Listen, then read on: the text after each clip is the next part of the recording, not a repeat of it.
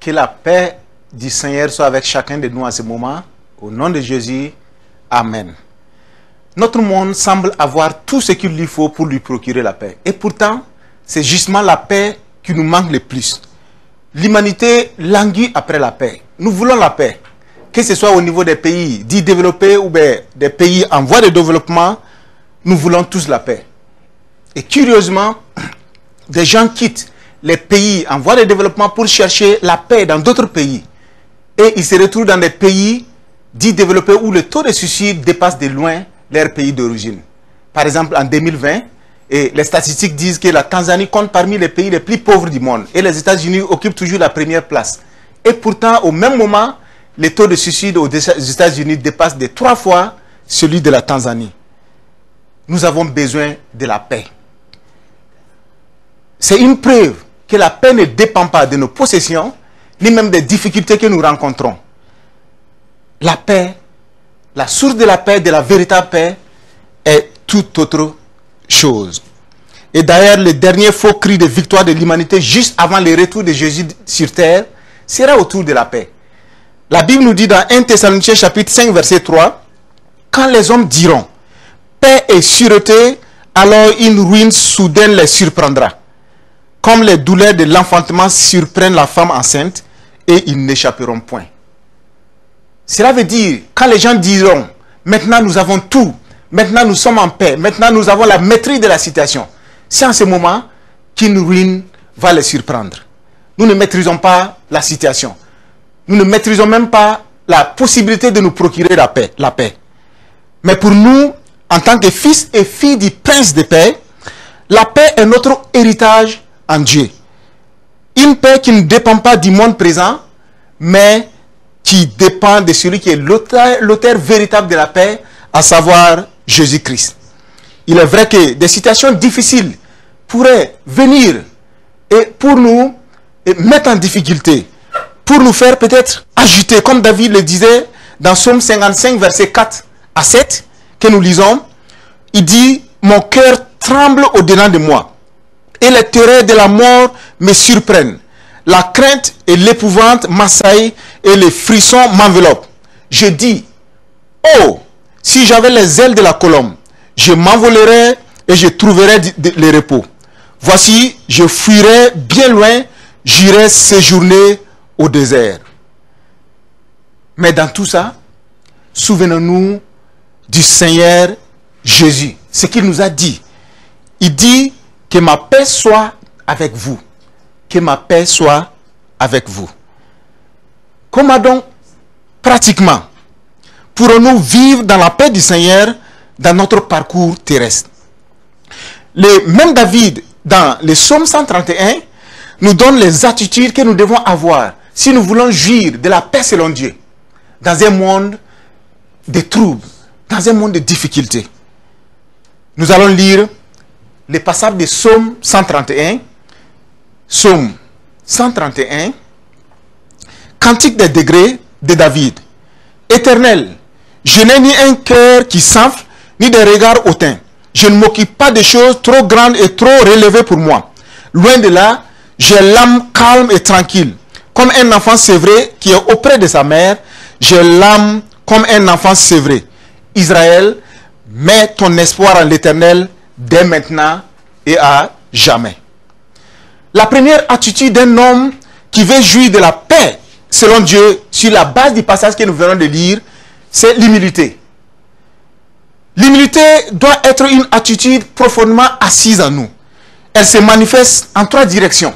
L'humilité envers Dieu, l'humilité envers les autres êtres humains et l'humilité aussi envers les biens de ce monde, le monde matériel qui est autour de nous. Dans le verset 1, David prend Dieu à témoin pour décrire cette attitude humble qui le caractérise. Il dit dans le verset 1 du psaume 131, « Éternel, je n'ai ni un cœur qui s'enfle, ni des regards hautains. Je ne m'occupe pas des choses trop grandes et trop élevées pour moi. On peut cacher sa vraie identité devant tout le monde sauf Dieu.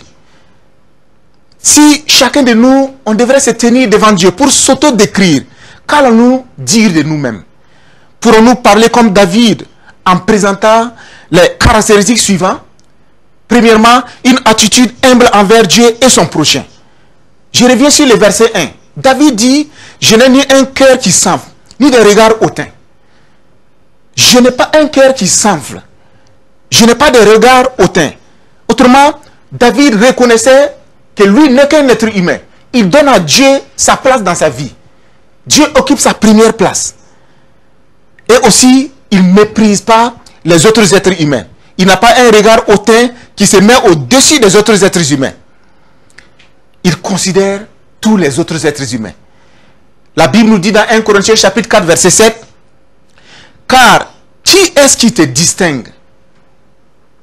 Qu'as-tu que tu n'aies reçu? Qu'as-tu que tu n'aies reçu ?» Cela doit nous interpeller. Nous devons avoir au fond de notre être l'attitude humble. L'humilité de David commence au fond de son cœur. Toute humilité qui ne commence pas au fond du cœur de l'homme montrera tout de suite ses limites. L'orgueil se manifestera bien très souvent. David était humble à la racine de sa personnalité, au niveau de son cœur, loin même des regards humains. Et pourtant, David, il avait tout pour s'enorgueillir. Il était unique parmi les 7 autres fils de son père. Souvenez-nous, quand le prophète Samuel est parti pour choisir un roi dans sa famille, les 7 autres fils sont passés. Mais Dieu n'avait pas choisi de roi parmi ces 7-là. C'est David qui a été choisi. Et il était aussi celui qui a tué les lions et l'ours. Il était beau. Il était le grand musicien devant l'Éternel. Il pouvait jouer de la musique jusqu'à calmer un esprit malin qui tourmentait Saul. Il était talentueux. Il était loin de l'Éternel comme roi sur Israël. Il était le grand guerrier d'Israël qui a tué l'homme de 3 mètres, Goliath, qui faisait trembler toute l'armée des Israélites. Il avait tout pour être hautain. Et pourtant, il dit ici, je n'ai pas un regard hautain. L'humilité de David envers Dieu était manifeste à tout niveau. Il était humble, réellement humble envers Dieu. Et il a dit, c'est lui qui disait, je ne porterai pas ma main sur loin de l'Éternel. Il était poursuivi par Saül, qui voulait le faire mourir, qui voulait le tuer. Et à maintes reprises, il avait des occasions pour porter la main sur Saül, son ennemi, pour le tuer. Mais il dit, lui, il ne va pas tuer loin de l'Éternel. Ça veut dire, du moment où Dieu l'a déclaré, c'est mon loin. Lui, il ne va pas porter la main sur Saül. Ça montre de l'humilité envers Dieu. Et il était humble envers Dieu parce qu'il consultait Dieu en toutes choses. Les grandes comme les petites. Il partait toujours au pied de Dieu, il comptait sur Dieu. Il se voyait faible. Il savait que le meilleur conseil venait de Dieu. Et il ne mettait jamais sa volonté devant celle de Dieu. Et pour poursuivre les Amalécites, la Bible dit, il a consulté l'Éternel. Pour faire la guerre aux Philistins, la Bible nous dit encore, il a consulté l'Éternel. Et quand nous rappelons de l'épisode du transport de l'arche de l'Éternel, dans 2 Samuel chapitre 6, nous voyons l'humilité que David a montrée. Même souvent s'il ne comprenait pas Dieu dans ses actions, il ne méprisait pas Dieu. Il respectait toujours Dieu. La Bible nous dit un jour, ils ont transporté l'arche de l'Éternel et David était devant, c'était un sujet de joie. Et comme l'arche était sur la charrette, et la charrette a penché, il y a Uza qui a attrapé l'arche de l'Éternel, la Bible dit qu'il a été frappé. C'est vrai, David n'était pas content. Mais, quelle a été la réaction de David envers Dieu? La Bible dit, David craignait l'Éternel. Suite à ça, il n'était pas content, mais il ne s'est pas irrité contre l'Éternel. Il n'a pas méprisé l'Éternel. Il avait de la considération envers Dieu en toutes choses, même s'il ne comprenait pas. Il n'a pas parlé contre l'Éternel. Et dans la même épisode, la Bible montre comment David, il s'est effacé devant l'arche de l'Éternel. Il a dansé jusqu'à ce que sa femme Michal a dit, comment tu danses comme un homme vulgaire. Et David dit, lui, il se montrera même encore plus vulgaire devant l'arche de l'Éternel. David était prêt à s'effacer. Et même quand il est tombé dans les péchés, il partait devant l'Éternel, dans l'humilité, pour lui demander pardon. Un des épisodes dans sa vie qui a assombri sa vie, son témoignage, c'est lorsqu'il est tombé dans l'adultère avec Bathsheba, la femme d'Uri.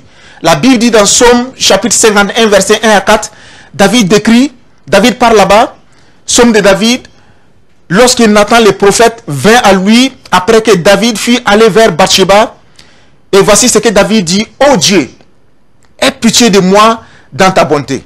Selon ta grande miséricorde, efface mes transgressions, lave-moi complètement de mon iniquité, et purifie-moi de mon péché. Car je reconnais mes transgressions, et mon péché est constamment devant moi. J'ai péché contre toi seul, et j'ai fait ce qui est mal à tes yeux, en sorte que tu seras juste dans ta sentence, sans reproche dans ton jugement. David était humble à tout égard envers Dieu. Et son humilité aussi se manifeste envers l'homme, son semblable. Il ne se disait pas, ok, je respecte Dieu et c'est tout, mais celui qui respecte Dieu doit aussi respecter l'humain qui est créé à l'image de Dieu. Un homme humble selon Dieu respectera certainement son semblable. Et dans 2 Samuel chapitre 24 verset 1, un jour David devrait faire un sacrifice et il devrait avoir un champ auprès d'un homme qui s'appelait Aravna. Et David, la Bible dit, David lui-même, il est descendu vers cet homme pour lui dire, je vais acheter ton champ. Il est allé lui-même, le roi David, il respectait les sujets de son royaume. Il n'est pas allé pour mépriser cet homme, pour dire, comme c'est son sujet, pour retirer son champ. Mais il est allé avec respect. Il avait du respect envers même les sujets de son royaume. Et son attitude encore envers Saül est un exemple unique en son genre. Comme je le disais, il avait l'occasion de tuer Saül. Saül cherchait à le tuer. Il avait l'occasion de le faire. Mais il respectait toujours cet homme. Il avait du respect envers lui. Un homme humble a du respect envers les autres humains. Même si c'est quelqu'un qui ne t'aime pas, à cause du Dieu vivant, à cause du témoignage de ta marche envers Dieu, tu dois toujours avoir du respect envers les autres. Il pouvait tuer Saül avec toutes les raisons possibles. Il pouvait dire, mais Dieu m'a choisi.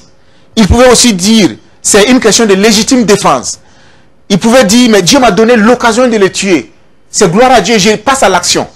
Mais David, avant de prendre sa décision, il avait toujours une pensée humble.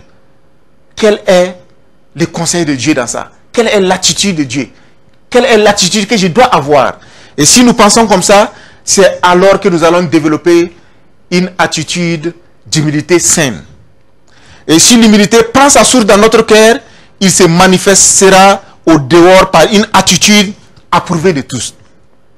L'orgueil est connu par ses regards. Il dédaigne tout sur son passage. Par ses regards, on voit qu'il se croit au-dessus de tous. Mais David précise dans les passages de base qu'il est loin d'un tel genre de regard. Et il dit, je n'ai ni un regard, je n'ai ni des regards hautains. Ni des regards hautains, il ne méprise personne.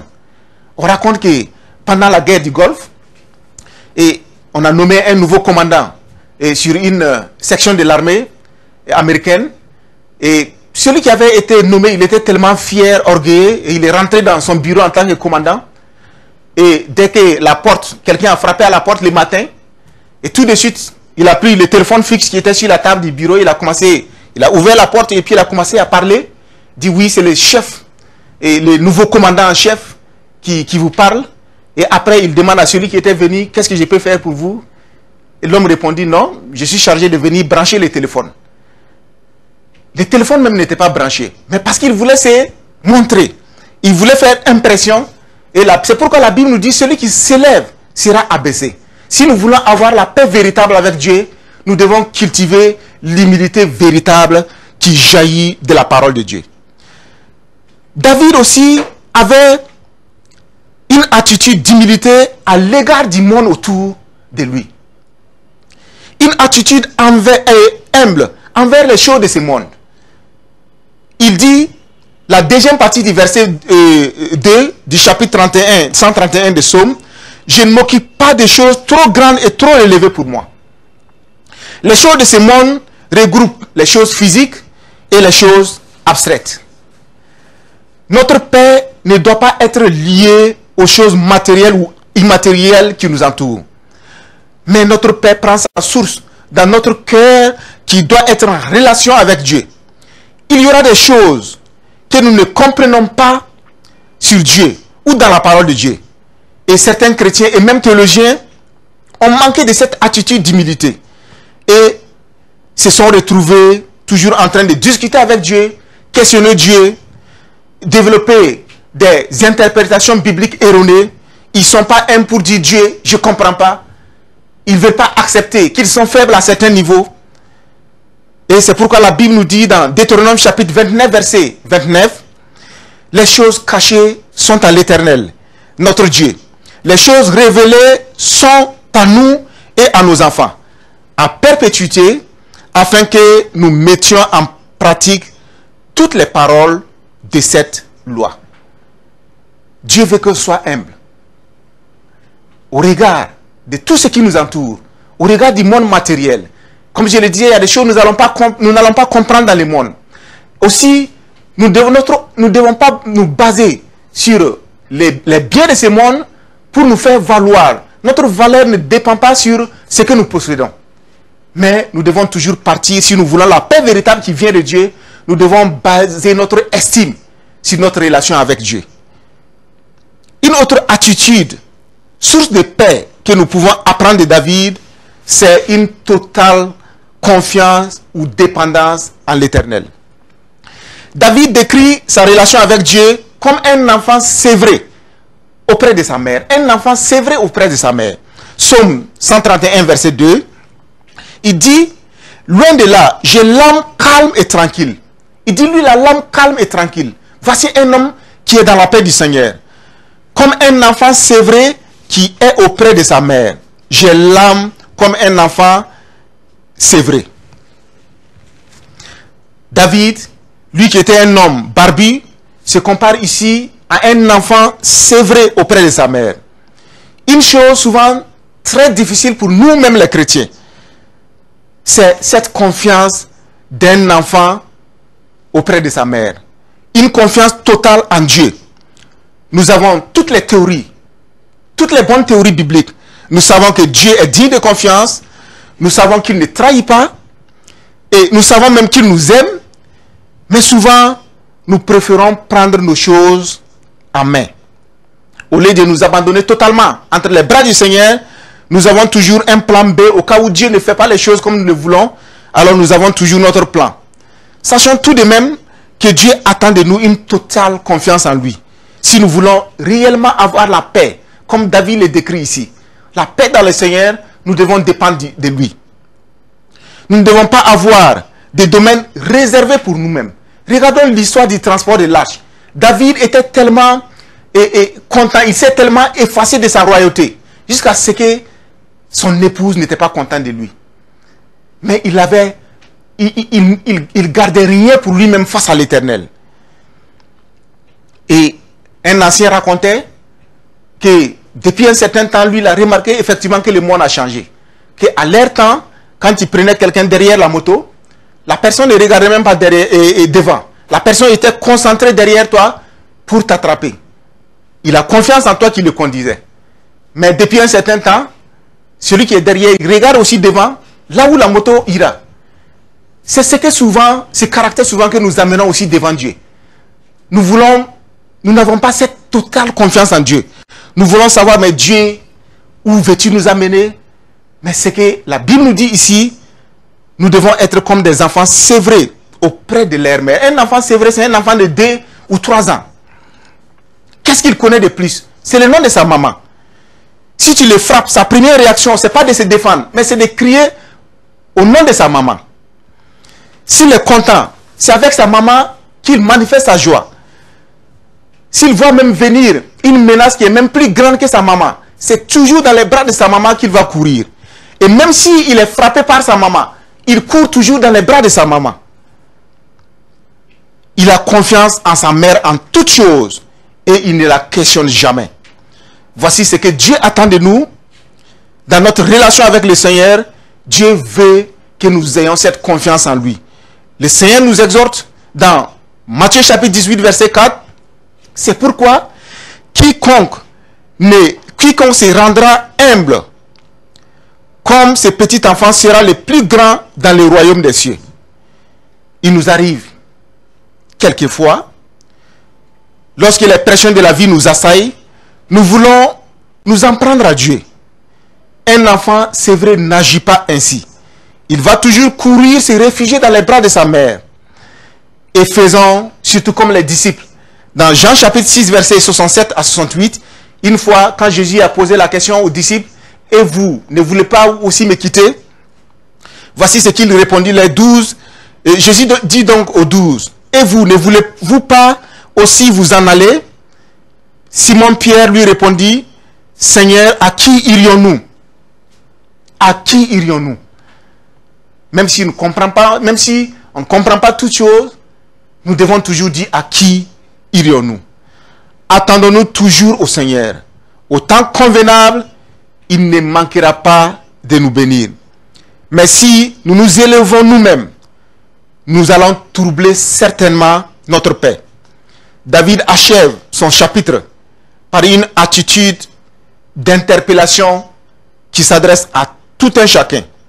Psaume 131, verset 3. Israël, mets ton espoir en l'Éternel dès maintenant et à jamais. Il n'y a pas mieux à dire. Dieu est digne de confiance. Comme un enfant, c'est vrai, met toujours sa confiance en sa mère. Et peuple de Dieu, mettons notre confiance en Dieu. Dieu est digne de confiance. Quelles que soient les situations que nous voyons autour de nous, mettons notre confiance en Dieu. Et la paix de Dieu qui surpasse toutes choses va remplir nos cœurs. Et renouvelons cette confiance en l'Éternel. Renouvelons notre confiance en l'Éternel en ces temps-ci. Nous terminons encore en lisant ce chapitre de Psaume 131. Cantique des degrés de David. Éternel, je n'ai ni un cœur qui s'enfle, ni des regards hautains. Je ne m'occupe pas des choses trop grandes et trop relevées pour moi. Loin de là, j'ai l'âme calme et tranquille, comme un enfant sévré qui est auprès de sa mère. J'ai l'âme comme un enfant sévré. Israël, mets ton espoir en l'Éternel dès maintenant et à jamais. Amen. Que la paix du Seigneur soit avec nous et que la tranquillité et le calme de l'âme soient notre partage en ces moments. Au nom de Jésus, Amen.